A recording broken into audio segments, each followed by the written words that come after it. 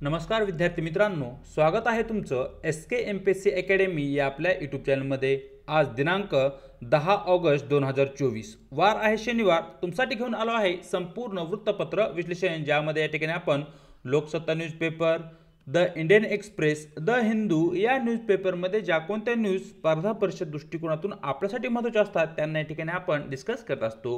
जी काही आजची डिस्कशन आहे यामध्ये या ठिकाणी आपण रेपो दर, नागरिकत्व सुधारणा कायदा 2019, फ्लॅश ॲश, पर्यावरण संरक्षण कायदा 1986, औषध नियंत्रक जनरल, भारत आणि न्यूझीलंड संबंध, डीऑक्सीरिबोन्यूक्लिक ॲसिड, जस्ट ट्रान्झिशन, भारत छोडो आंदोलन आणि नंदिनी सहकार स्कीम या संदर्भात ज्या काही न्यूज आहे त्या सर्व न्यूजना या ठिकाणी आपण MCQ क्वेश्चनच्या माध्यमातून डिस्कस करणार आहोत। चला तर जी काही आजची आपली डिस्कशन आहे तिला या ठिकाणी आता आपण सुरुवात करूया। मित्रांनो, या ठिकाणी आजचा जो काही आपला पहिला प्रश्न आहे तो आहे रेपो रेट, रेपो दराबाबत। सरळ जो काही प्रश्न आहे तो प्रश्न पाहूया। सरकारच्या वित्तीय धोरणावर स्थिर रेपो दर खालीलपैकी कोणत्या मार्गाने परिणाम करतो, अशा प्रकारचा मित्रांनो या ठिकाणी आपला प्रश्न आहे। तर या ठिकाणी सर्वप्रथम रेपो दर म्हणजे काय किंवा रेपो रेट म्हणजे काय हे या ठिकाणी आपल्याला माहिती असणं आवश्यक आहे। मित्रांनो, आपल्याकडे जी आपली मध्यवर्ती बँक आहे तिला या ठिकाणी आपण RBI म्हणजेच रिझर्व्ह बँक ऑफ इंडिया या नावाने ओळखतो। RBI पुढे SBI असेल किंवा जी काही HDFC बँक आहे, अशा प्रकारच्या ज्या काही व्यापारी बँका आहे ज्यांना की या ठिकाणी आपण कमर्शियल बँक म्हणतो, त्या कमर्शियल बँकना व्याजाने पैसा देत असते। मग या ठिकाणी RBI कडून जो काही पैसा कमर्शियल बँकला किंवा व्यापारी बँकांना दिला जातो त्यावर जो काही व्याजदर आकारला जातो त्याला या ठिकाणी आपण रेपो रेट असे म्हणतो। फॉर एक्झाम्पल, या ठिकाणी जो काही रेपो रेट आहे तो या ठिकाणी 6% हा असा आपण गृहीत धरूया आणि हा 2020 या सालासाठी आहे। मग या ठिकाणी जो काही व्याजदर आहे तो SBI ने या ठिकाणी पुढे 8% ठेवला आहे असं गृहीत धरूया। परंतु काही कारणास्तव महागाईमध्ये वाढ झाल्यामुळे RBI ने काय केला आहे, हा जो रेपो रेट आहे तो 7% केला आहे, जो की 2021 या वर्षासाठी आहे। पुढे या ठिकाणी या रेपो रेट मध्ये वाढ झाल्यामुळे या ठिकाणी जे काही SBI कडून कर्ज दिले जातं त्यामध्ये ही वाढ होईल, म्हणजे या ठिकाणी ते 9% वर जाईल। याचाच अर्थ ग्राहकांना मिळणारे जे काही कर्ज आहे ते या ठिकाणी वाढताना दिसेल जर रेपो रेट मध्ये वाढ झाली तर। ग्राहक असो किंवा सरकार असो यांना कर्जाची आवश्यकता असते। जर रेपो रेट मध्ये वाढ झाली तर गव्हर्नमेंट ऑफ इंडिया किंवा जे काही भारत सरकार आहे त्यांच्याकडून घेतले गेले जे काही कर्ज आहे ते या ठिकाणी माग होईल, म्हणजेच या ठिकाणी अधिकचं व्याज हे गव्हर्नमेंट ऑफ इंडियाला द्यावं लागेल। जर रेपो रेट मध्ये कसल्याही प्रकारचा बदल झाला नाही तर या परिस्थितीमध्ये सरकारला कर्ज घेण्यासाठी येणारा जो काही खर्च आहे तो खर्च स्टेबल राहील, स्थिर राहील असा याचा या ठिकाणी अर्थ होतो। म्हणजे जो काही आपला प्रश्न क्रमांक 1 आहे त्याचे योग्य उत्तर राहील पर्याय B, सरकारला चालू कर्ज खर्च राखण्याची परवानगी देते। म्हणजेच या ठिकाणी जे काही सरकार कर्जाने पैसा घेत आहे तो पैसा या ठिकाणी सरकार कंटिन्यूरित्या घेऊ शकते, कारण या ठिकाणी जे काही कर्जाने पैसा सरकार घेत आहे त्यामध्ये कसल्याही प्रकारची किंवा ते जो काही व्याजाचा दर आहे त्यामध्ये वाढ होत नाहीये। परिणामी या ठिकाणी सरकारवर असणारा जो काही बोज आहे तो या ठिकाणी कमी राहील। प्रश्न क्रमांक 1 योग्य उत्तर राहील पर्याय B। पाहूया पुढचा प्रश्न, जो की मित्रांनो या ठिकाणी नागरिकत्व सुधारणा कायदा 2019 संदर्भात आहे। सरळ प्रश्न पाहूया। नागरिकत्व सुधारणा कायदा 2019च्या संदर्भात खालील विधाने विचारात घ्या किंवा खालील विधानांचा विचार करा।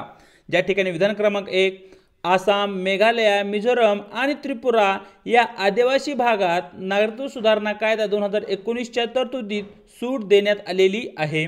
विधान 2, सिटीजनशिप अमेंडमेंट ॲक्ट, ज्याला या ठिकाणी आपण नागरिकत्व सुधारणा कायदा 2019 म्हणतो, च्या अंतर्गत नागरिकत्वाची मागणी करणारे अर्जदार राज्य किंवा केंद्र सरकार किंवा भारतातील कोणत्याही अर्धन्यायिक प्राधिकरणे जारी केलेल्या कोणतेही दस्तावेज देऊ शकतात। विधान 3, बेकायदेशीर स्थलांतर किंवा नागरिकत्वाबाबत पात्र व्यक्तीच्या विरोधात सर्व कायदेशीर कारवाई विशेष न्यायालयाकडे हस्तांतरित केल्या जातील असे हा कायदा सांगतो। तर मित्रांनो, या ठिकाणी वरीलपैकी कोणते विधान बरोबर आहे ते या ठिकाणी आपल्याला प्रश्नामध्ये विचारण्यात आलेले आहे। या ठिकाणी जे काही विधान आहे त्या विधानांची चर्चा करूया। मित्रांनो, जो काही आपला भारत देश आहे, आपल्या भारत देशाच्या नॉर्थ ईस्टला जे काही स्टेट आहे ज्यांना की या ठिकाणी आपण 7 सिस्टर स्टेट म्हणतो, त्या राज्यामधील काही राज्यांना या ठिकाणी नागरिकत्व सुधारणा कायदा 2019च्या अंतर्गत काही तरतुदीमध्ये सूट देण्यात आली आहे, ज्यामध्ये आपण आसाम राज्य पाहू शकतो, मेघालय, मिझोरम आणि त्रिपुरा हे जी आदिवासी बहुल राज्य आहेत, या आदिवासी बहुल राज्यांना या ठिकाणी नागरिकत्व सुधारणा कायदा 2019च्या अंतर्गत काही तरतुदीमध्ये सूट देण्यात आली आहे। हे जे विधान आहे ते या ठिकाणी अगदी बरोबर आहे। सिटीजनशिप अमेंडमेंट ॲक्टच्या अंतर्गत एखादा व्यक्ती आपल्या देशाचा नागरिक आहे का नाही हे निश्चित करण्यासाठी त्या व्यक्तीने कोणत्याही अर्धन्यायिक प्राधिकरणाने जारी केलेले जे काही डॉक्युमेंट्स आहेत ते सर्व डॉक्युमेंट या ठिकाणी ग्राह्य धरले जातील, याचाच अर्थ विधान 2 ही या ठिकाणी अगदी बरोबर आहे मित्रांनो। परंतु मित्रांनो, या ठिकाणी विधान 3 आपलं चुकीचं आहे, कारण या ठिकाणी जे काही बेकायदेशीर स्थलांतरित किंवा नागरिकत्वाबाबत पात्र व्यक्ती विरुद्ध सर्व कायदेशीर कारवाई जी आहे ती विशेष न्यायालयाकडे हस्तांतरित केली जाणार असे या ठिकाणी या कायद्यामध्ये सांगण्यात आलं नाहीये। जी काही न्याय व्यवस्था आपल्याकडे सध्या अवेलेबल आहे त्या न्याय व्यवस्थेच्या अंतर्गतच या ठिकाणी बेकायदेशीर स्थलांतरित किंवा नागरिकत्वाबाबत जे काही पात्र व्यक्ती आहेत त्यांच्या विरुद्ध जे काही कायदेशीर कारवाई आहे ती या ठिकाणी आहे त्याच न्यायालयामध्ये केली जाईल। म्हणजेच मित्रांनो, या ठिकाणी विधान क्रमांक 1 विधान क्रमांक 2 बरोबर असल्या कारणाने आपले योग्य उत्तर राहील पर्याय ए, केवळ विधान 1 आणि 2 बरोबर। पाहूया आपला पुढचा प्रश्न, जो की मित्रांनो या ठिकाणी फ्लाय ॲश संदर्भात आहे। सरळ जो काही प्रश्न आहे तो प्रश्न पाहूया। खालील विधाने विचारात घ्या। ज्या ठिकाणी विधान क्रमांक 1, फ्लाय ॲश प्रामुख्याने सिलिकॉन, ॲल्युमिनियम, लोह, कॅल्शियम आणि मॅग्नेशियमच्या ऑक्साईड्सने बनलेली असते। विधान 2, फ्लाय ॲश हे प्रामुख्याने ऑटोमोबाईल एक्झॉस्टचे उपउत्पादन, ज्याला की आपण बाय प्रोडक्ट म्हणतो, म्हणून तयार केले जाते। विधान 3, कॉन्क्रीटमध्ये फ्लाय ॲश वापरल्याने आवश्यक सिमेंटचे प्रमाण कमी होते, ज्यामुळे सिमेंट उत्पादनाशी संबंधित CO2 उत्सर्जन कमी होते। आणि शेवटचे जे काही आपलं विधान आहे ते आहे फ्लॅश ॲशची अयोग्य विल्हेवाट लावल्याने हानिकारक वायू वातावरणात पसरल्यामुळे ओझोन थराचा ऱ्हास होऊ शकतो। अशा प्रकारचे एकूण 4 विधानं या ठिकाणी आपल्याला देण्यात आले आहेत आणि या 4 विधानापैकी किती विधानं बरोबर आहेत ते या ठिकाणी मित्रांनो या ठिकाणी आपल्याला प्रश्नामध्ये विचारण्यात आलेलं आहे। जे काही विधानं आहेत त्या विधानांची चर्चा करूया। सर्वप्रथम आपल्याला माहिती असलं पाहिजे की फ्लाय ॲश म्हणजे काय। तर मित्रांनो, आपल्याकडे किंवा आपल्या देशामध्ये जी काही वीज निर्मिती आहे ती वीज निर्मिती करण्यासाठी आपण मोठ्या प्रमाणावर जो काही दगडी कोळसा आहे त्या दगडी कोळशाचा या ठिकाणी वापर करतो। या ठिकाणी जो काही दगडी कोळसा आहे, दगडी कोळशाच्या वापरानंतर निर्माण होणारी जी काही राख आहे जी की वातावरणामध्ये मिसळते त्याला या ठिकाणी आपण फ्लाय ॲश असे म्हणतो। हे या ठिकाणी तुम्हाला माहिती असणं आवश्यक आहे। जी काही फ्लाय ॲश असते त्यामध्ये मोठ्या प्रमाणावर सिलिकॉन, ॲल्युमिनियम, लोह, कॅल्शियम आणि मॅग्नेशियम ऑक्साईडचे घटक असलेले आपल्याला दिसतात। याचाच अर्थ विधान क्रमांक 1 मित्रांनो या ठिकाणी आपलं अगदी बरोबर आहे। जे काही फ्लाय ॲश आहे जसे की आपण या ठिकाणी चर्चा केली आहे, हे प्रामुख्याने ऑटोमोबाईल एक्झॉस्टचे उपउत्पादन नसून ते प्रामुख्याने जे काही कोळसा आपण वीज निर्मितीमध्ये वापरतो त्या कोळशाचे ते उपउत्पादन आहे किंवा ते एक बायो प्रोडक्ट आहे, हे तुम्हाला या ठिकाणी माहिती असणं आवश्यक आहे। विधान 2 या ठिकाणी चुकीचं ठरतं। विधान 3 मित्रांनो या ठिकाणी अगदी बरोबर आहे। अलीकडील काळामध्ये इमारतीचं बांधकाम असेल, रस्त्याचं बांधकाम असेल, त्यामध्ये मोठ्या प्रमाणावर आपण कॉन्क्रीटचा वापर करतो। या कॉन्क्रीटच्या वापरामध्ये जर आपण फ्लाय ॲश ॲड केली तर यामुळे आवश्यक असणारे जे काही सिमेंट आहे त्याचं प्रमाण या ठिकाणी आपल्याला कमी लागेल, ज्यामुळे सिमेंटच्या उत्पादनाच्या माध्यमातून जे काही CO2 कार्बन डायऑक्साईड वातावरणामध्ये उत्सर्जित होतो त्याचं प्रमाण या ठिकाणी कमी होईल। सिमेंटचं उत्पादन कमी होईल याचाच अर्थ CO2चं जे काही उत्पादन आहे किंवा CO2चं जे काही उत्सर्जन आहे तेही या ठिकाणी कमी होईल। याचाच अर्थ मित्रांनो या ठिकाणी विधान क्रमांक 3 या ठिकाणी अगदी बरोबर आहे आणि विधान क्रमांक 4 मित्रांनो या ठिकाणी अगदी चुकीचं आहे। कारण जी काही फ्लाय ॲश आहे याची अयोग्य विल्हेवाट लावल्याने जे काही हानिकारक वायू आहेत ते वातावरणातील जो काय आपला ओझोनचा थर आहे याच्या ऱ्हासास डिरेक्टली कारणीभूत नाहीयेत, परंतु फ्लाय ॲशची जर अयोग्यरित्या विल्हेवाट लावली तर जे काय आपलं ग्राउंड वॉटर आहे किंवा भूजल आहे ते भूजल या ठिकाणी कंटॅमिनेट होऊ शकते, कारण जे काही फ्लाय ॲशमध्ये असणारे सिलिकॉन, ॲल्युमिनियम, लोह, कॅल्शियम आणि मॅग्नेशियम ऑक्साईड सारखे धातू आहेत, ते धातू किंवा पदार्थ या ठिकाणी ग्राउंड वॉटरमध्ये मिक्स होऊ शकतात आणि याचा मानवी आरोग्यावर आणि जे काही प्राणी जीवन आहे त्या प्राणी जीवनावर गंभीर परिणाम होऊ शकतो। परंतु मित्रांनो हे या ठिकाणी आपल्याला माहिती असणं आवश्यक आहे। आणि जे काही ओझोन लेअर डिप्लेशन आहे ते ओझोन डिप्लेशन प्रामुख्याने क्लोरोफ्लोरो कार्बनच्या माध्यमातून होते, हे तुम्हाला या ठिकाणी माहिती असणं आवश्यक आहे। त्याच्या मागचं मुख्य कारण फ्लाय ॲश नाहीये, हेही तुम्हाला या ठिकाणी नोट डाऊन करून घ्यायचं आहे। म्हणजेच मित्रांनो या ठिकाणी वरील 4 विधानामध्ये विधान क्रमांक 1 आणि विधान क्रमांक 3 आपलं केवळ बरोबर असल्या कारणाने आपले 2च विधान या 4 पैकी बरोबर आहेत। म्हणजेच या ठिकाणी या प्रश्नाचं आपलं योग्य उत्तर राहील पर्याय बी, केवळ 2 विधाने बरोबर। पाहूया पुढचा प्रश्न, जो की मित्रांनो या ठिकाणी पर्यावरण संरक्षण कायदा 1986 संदर्भात आहे। सरळ प्रश्न पाहूया। खालील विधाने विचारात घ्या, ज्यामध्ये विधान क्रमांक 1 पर्यावरण संरक्षण कायदा 1986 भारतातील वन्य अभयारण्यामधील गैरवनीकरण कार्यासाठी नियंत्रित प्रमाणात मंजुरी देते। विधान 2 वन जमिनीवरील कोणत्याही बिगर वनीकरणासाठी केंद्र सरकारची मंजुरी आवश्यक आहे, अशा प्रकारचं आपलं दुसरं विधान आहे। तर या ठिकाणी वरीलपैकी कोणते विधान बरोबर आहे हे या ठिकाणी आपल्याला प्रश्नामध्ये विचारण्यात आलेलं आहे। तर मित्रांनो या ठिकाणी जो काही पर्यावरण संरक्षण कायदा आहे तो भारतातील वन अभयारण्यामधील गैरवनीकरणीय कार्यासाठी नियंत्रित प्रमाणात मंजुरी देतो, हे जे विधान आहे ते या ठिकाणी आपलं चुकीचं आहे।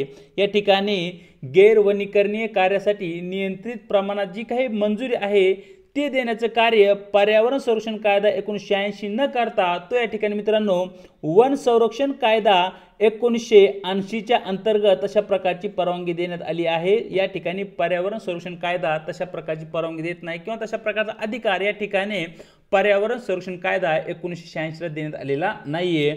आणि जे पुढचं विधान नंबर 2 आहे ते मित्रांनो या ठिकाणी अगदी बरोबर आहे। जी काही वन जमीन आहे त्या वन जमिनीवर तुम्हाला वनाव्यतिरिक्त इतर कोणती जर ऍक्टिव्हिटी करायची असेल तर त्या ठिकाणी केंद्र सरकारची मंजुरी असणं आवश्यक आहे। आणि या ठिकाणी जे काही चीफ वाईल्ड लाईफ वॉर्डन असतात त्यांना मुख्य प्रमाणात या ठिकाणी सर्व अथॉरिटी देण्यात आलेली आहे।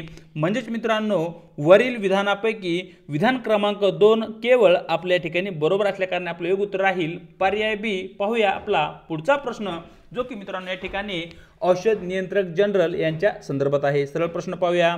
खालील विधाने विचारात घ्या, ज्या ठिकाणी विधान क्रमांक 1 भारतातील औषध नियंत्रक जनरल, ज्यांना की या ठिकाणी आपण drugs controller general of India असं म्हणतो, भारतातील औषधाच्या क्लिनिकल चाचण्यांना मान्यता देतात। विधान 2 USA मध्ये मंजूर झालेल्या काही औषधांना भारतात अतिरिक्त क्लिनिकल चाचण्यांमधून सूट देण्यात आली आहे।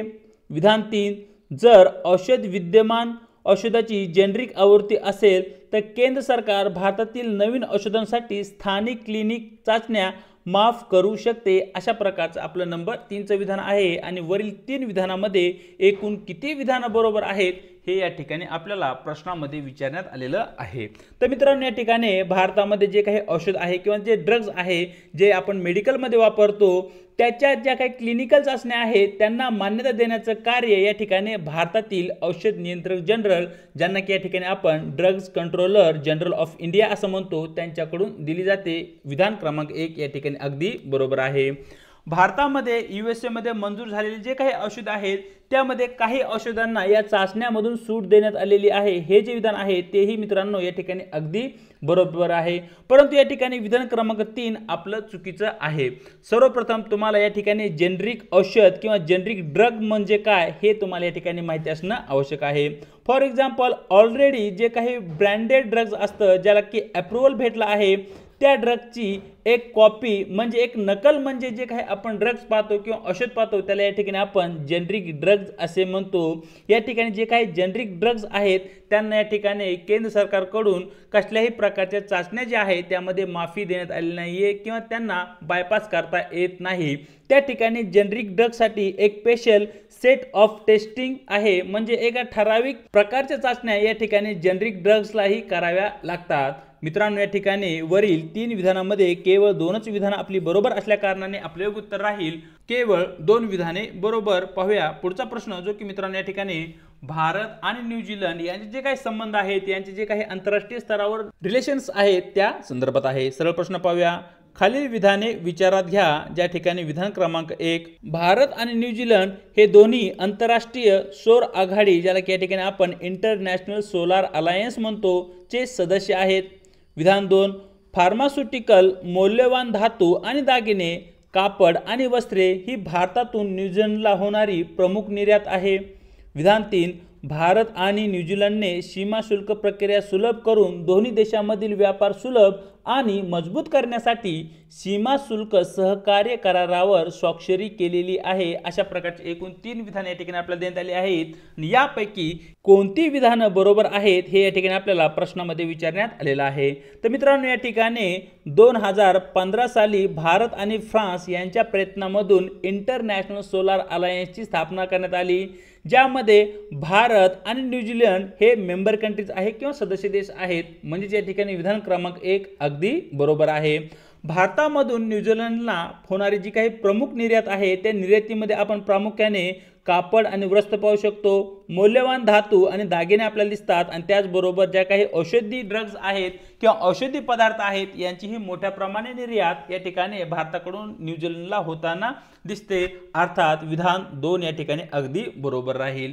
या ठिकाणी भारत आणि न्यूझीलंडने जे काही सीमा शुल्क प्रक्रिया आहे तिला सुलभ करण्यासाठी आणि व्यापारामध्ये वाढ करण्यासाठी आणि व्यापारामध्ये वृद्धी होण्यासाठी जे काही सीमा शुल्क सहकार्य करार आहे, या सीमा शुल्क सहकार्य करारावर दोन्ही देशांनी या ठिकाणी स्वाक्षरी केली आहे, सिग्नेचर केलेली आहे।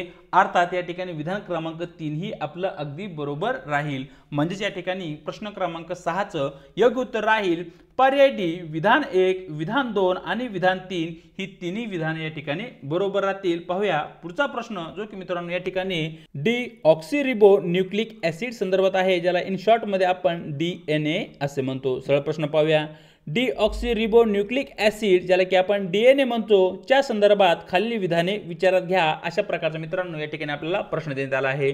यामध्ये विधान क्रमांक 1, शरीराची रचना, शरीराचा देखावा आणि शरीराच्या कार्यासाठी आवश्यक असलेली सर्व माहिती या ठिकाणी DNA मध्ये असते किंवा त्यामध्ये असते। विधान 2, मानवी शरीराच्या प्रत्येक पेशीमध्ये DNA असते। विधान 3, विविध जैविक स्रोतांमध्ये DNA चे प्रमाण बदलू शकते।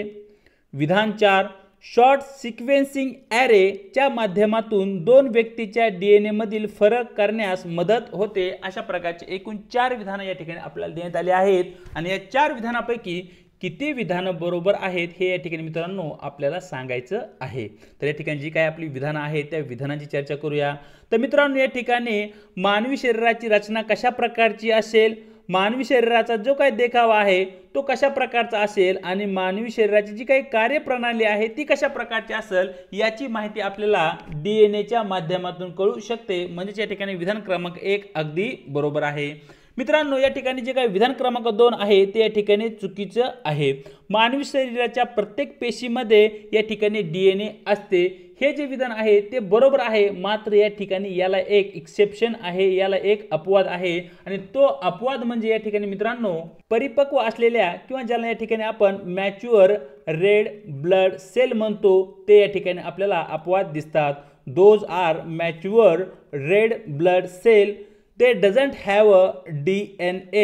This should be one exception we can see in a DNA. Statement 3, विविध जैविक स्रोतांमध्ये DNA चे प्रमाण बदलू शकते। हे जे विधान आहे ते मित्रांनो या ठिकाणी अगदी बरोबर आहे।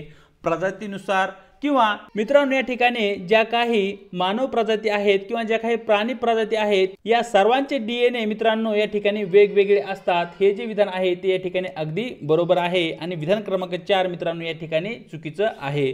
दोन व्यक्तीच्या डीएनए मध्ये फरक ओळखण्यासाठी या ठिकाणी आपण शॉर्ट टँडम रिपीट नावाची जी काही टेस्ट आहे किंवा जी काही प्रक्रिया आहे मेथड आहे तिचा या ठिकाणी आपण वापर करतो। या ठिकाणी शॉर्ट सिक्वेन्सिंग ॲरेचा या ठिकाणी वापर केला जात नाही दोन व्यक्तीच्या डीएनए मधील फरक ओळखण्यासाठी।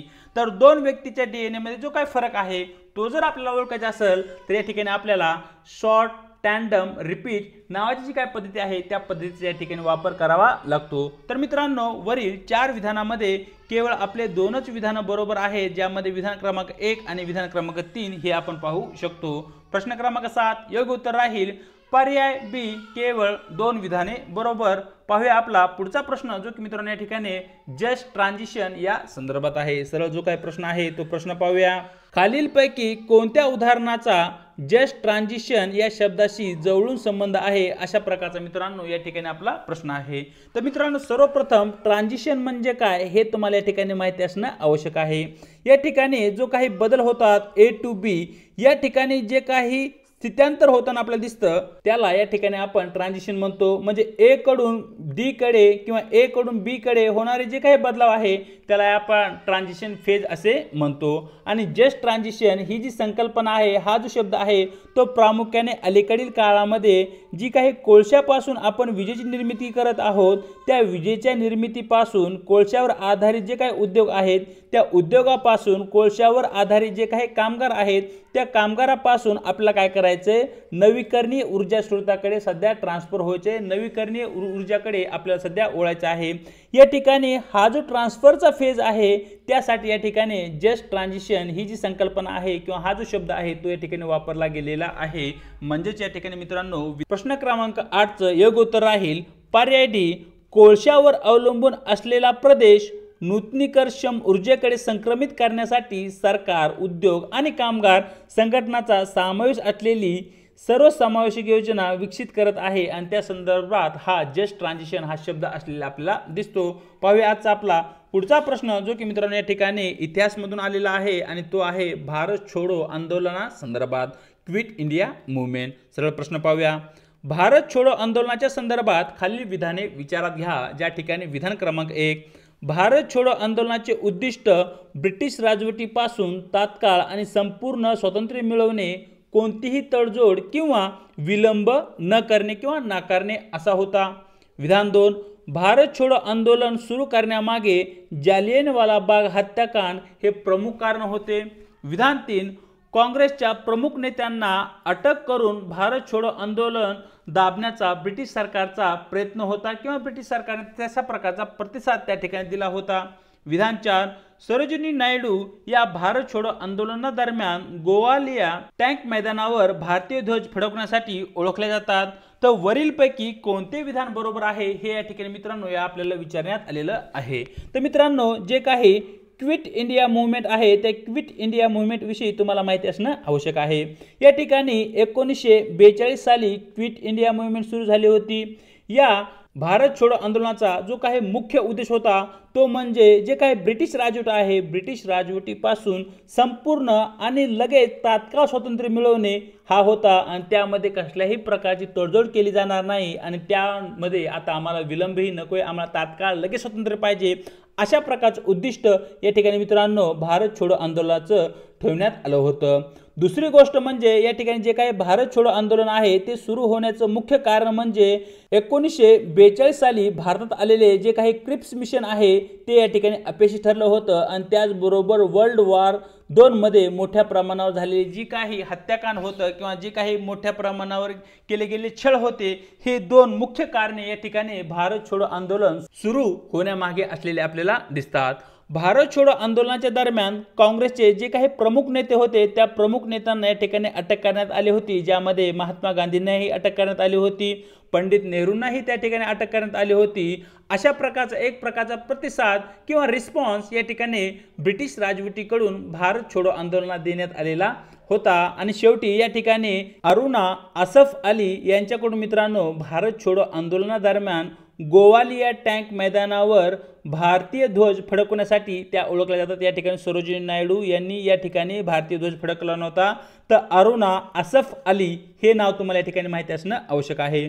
मित्रांनो, या ठिकाणी जे काही विधान क्रमांक 1 अगदी बरोबर आहे, विधान क्रमांक 2 आपलं चुकीचं आहे, विधान क्रमांक 3 अगदी बरोबर आहे आणि विधान क्रमांक 4 या ठिकाणी चुकीचं आहे। म्हणजे या ठिकाणी वरील प्रश्न क्रमांक 9चं आपलं योग्य उत्तर राहील पर्याय बी, केवळ विधान 1 आणि विधान 3 बरोबर। पाहूया आजचा आपला शेवटचा प्रश्न, जो की मित्रांनो या ठिकाणी नंदिनी सहकार स्कीम संदर्भात आहे। सरळ जो काय प्रश्न आहे तो प्रश्न पाहूया। Consider the following statement regarding Nandini सहकार scheme. Statement 1, the scheme aimed to improve socio-economic status of women and support entrepreneurial dynamism of women through women cooperatives. Statement 2, National Cooperative Development Corporation is responsible for implementing Nandini Sahakar scheme. Which of the above statement given are correct? That is our question. तर मित्रांनो, या ठिकाणी जी काही नंदिनी सहकार scheme आहे याचा मुख्य उद्देश यामध्ये सामाजिक आणि आर्थिकदृष्ट्या महिलांचा जो काही दर्जा आहे तो दर्जा उंचावणे, त्याचबरोबर या ठिकाणी महिलांमध्ये मोठ्या प्रमाणावर उद्योजकता निर्माण करणे, ज्याच्या माध्यमातून या ठिकाणी महिलांचं जे काही सामाजिक, आर्थिक आणि इतर घटकांमध्ये त्यांचा विकास आहे किंवा त्यांचा जो काही उद्धार आहे तो उद्धार साध्य करणे, हे या ठिकाणी नंदिनी सहकार स्कीम या योजनेचं उद्दिष्ट असलेलं आपल्याला दिसतं। अर्थात विधान क्रमांक 1 या ठिकाणी अगदी बरोबर आहे। या ठिकाणी नंदिनी सहकार स्कीम राबवण्याची जी काही जबाबदारी आहे ती या ठिकाणी नॅशनल कोऑपरेटिव्ह डेव्हलपमेंट कॉर्पोरेशनची असलेली आपल्याला दिसते। याचाच अर्थ विधान 2 ही या ठिकाणी अगदी बरोबर आहे। म्हणजेच मित्रांनो, या ठिकाणी प्रश्न क्रमांक 10चं आपलं योग्य उत्तर राहील पर्याय C, both statement 1 and statement 2 are correct. तर अशा प्रकारे मित्रांनो, दिनांक 10 ऑगस्टचं जे काही आपलं वृत्तपत्र डिस्कशन आहे ते या ठिकाणी आपण पूर्ण केलं आहे। व्हिडिओ आवडला तर व्हिडिओ लाईक करा, आपल्या मित्रांसोबत शेअर करा आणि आपल्या लेक्चर सिरीज विषयी तुम्हाला काय वाटतं हे कमेंट बॉक्समध्ये अवश्य कळवा। चॅनलवरती जर नवीन असाल तर चॅनलला सबस्क्राईब करा आणि त्याचबरोबर व्हिडिओच्या डिस्क्रिप्शन बॉक्समध्ये देण्यात आलेली आपल्या टेलिग्राम चॅनलची जी काही लिंक आहे त्या ठिकाणी तुम्हाला आपले टेलिग्राम चॅनलसुद्धा जॉईन करायचे आहे, ज्याच्या माध्यमातून आपल्या प्रत्येक व्हिडिओच्या लिंक्स त्याचबरोबर स्पर्धा परीक्षेसंदर्भात महत्त्वपूर्ण ज्या काही अपडेट आहे त्या तुम्हाला त्या ठिकाणी भेटून जातील आणि येणाऱ्या काळामध्ये जी काही आपली डिस्कशन आहे त्याची PDF फाईल ही त्या ठिकाणी तुम्हाला अवेलेबल होऊन जाईल। आज इथेच थांबत आहोत, भेटूया एका नवीन व्हिडिओ सोबत।